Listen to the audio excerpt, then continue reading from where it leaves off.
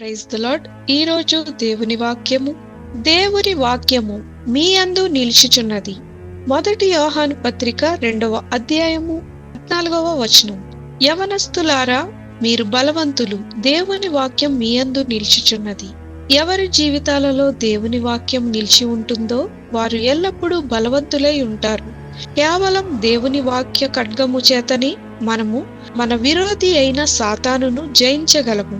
ఎవరైతే దేవుని వాక్యంలో స్థిరముగా నిలబడతారో వారు ఎటువంటి శోధనలకు తలవంచక శోధనలను శ్రమలను సహించు శక్తిని పొందుకుంటారు. పరిశుద్ధ గ్రంథంలో కొంతమంది శారీరకంగా బలహీనులు అయినప్పటికీ వారు దేవుని బలమును బట్టి వారు దుష్టుణ్ణి జయించారు.